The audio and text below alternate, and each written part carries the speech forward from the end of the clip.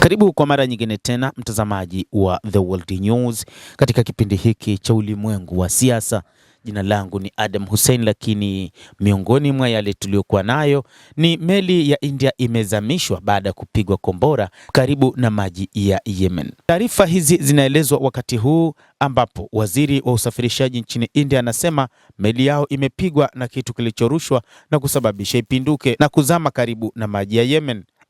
Inaelezwa kwamba pengine ni wapiganaji wa Kihouthi ambao wameshiriki katika shambulizi hili. Taarifa zinasema kwamba wanamaji 14 waliokuwa kwenye meli hiyo waliokolewa salama na kikosi cha walinzi wa pwani cha Yemen, lakini Wizara ya Mambo ya Nje ya India pia imelaani shambulizi hilo vikali katika taarifa yake ikisema, tunalaani shambulio hili dhidi ya meli za kibiashara yenye bendera ya India MSV Faiz Nur Alia ambayo ilizama katika bahari ya Sham karibu na pwani ya Yemen mnamo Agosti 4 mwaka huu. Raia wote 13 wa India wameokolewa, wizara hiyo ilisema katika taarifa yake. Hata hivyo, katika kipindi hiki katika eneo la Bab al-Mandeb ambapo wapiganaji wa Kihouthi wanamiliki eneo hilo, ni kwamba meli nyingi ambazo zimekuwa zikipitishwa katika eneo hilo zimekuwa zikishambuliwa.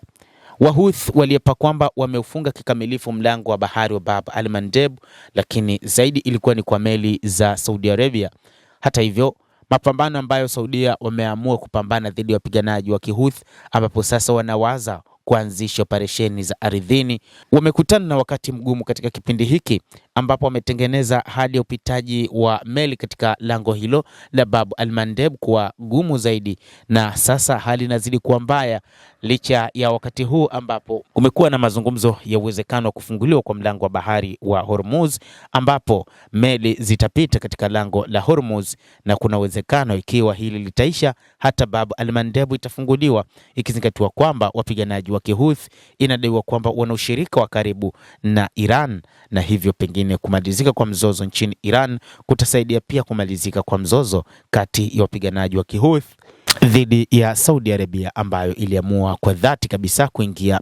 katika mapambano wakiwa na lengo la kwamba watahakikisha wanaurejesha utawala uliokuwepo awali kabla ya wapiganaji wa Kihouthi kuondoa utawala na kuimiliki Sanaa.